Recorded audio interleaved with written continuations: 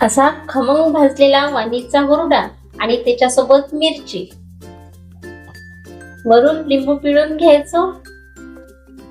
असा हा चविष्ट वाणीचा हुरडा प्रत्येकाने हिवाळ्यात खाल्लाच पाहिजे, कारण की वाणीचा हुरडा आरोग्यासाठी खूप फायदेशीर आहे। हुरड्यात लोह्याचे प्रमाण जास्त असते। ज्यांना शुगर आहे, मधुमेह आहे, त्यांच्यासाठी तर अतिशय पौष्टिक आहे। हृदयविकाराच्या आजारांचे संरक्षण होते आणि अन्नपचनास मदत होते। असा हा बहुगुणी आरोग्यदायी हुरडा कसा बनवायचा तो मी तुम्हाला आता बनवून दाखवते।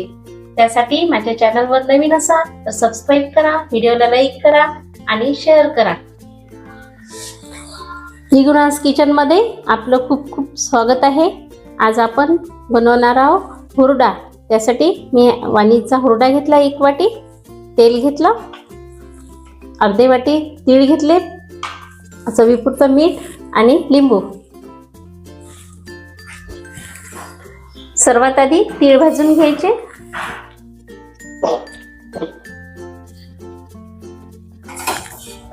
तीळ हलके भाजून घ्यायचे, जास्त लाल नाही होऊ द्यायचे।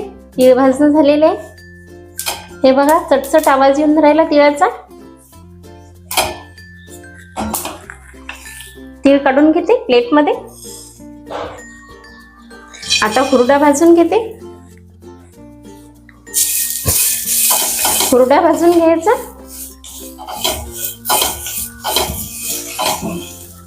हुरडा थोडासा कोरडा झाला, हे बघा थोडासा कोरडा झालेला आहे कढई। आता आपण तेल टाकू। 2 पळी तेल टाकून घेते।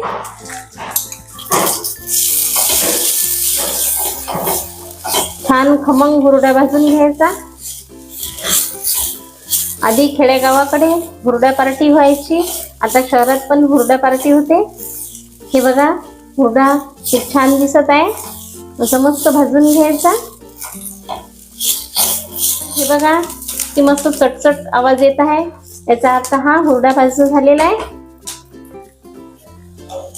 आता भाजलेले तीळ टाकून घेते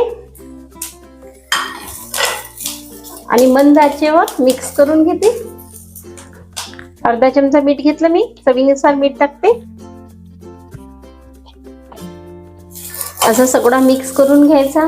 तुम्हाला जर पदार्थ करण्याची माझी पद्धत आवडत असेल, माझ्या चॅनलवर नवीन असाल तर सबस्क्राईब करा, व्हिडिओला लाईक करा आणि कमेंट्समध्ये कळवा की तुमचा हुरडा कसा झाला, कसा भाजून झाला। हे बघा, हुरडा पूर्णपणे भाजून झालेला आहे। हुरडा भाजून झालेला आहे। आता हा खाण्यासाठी तयार आहे।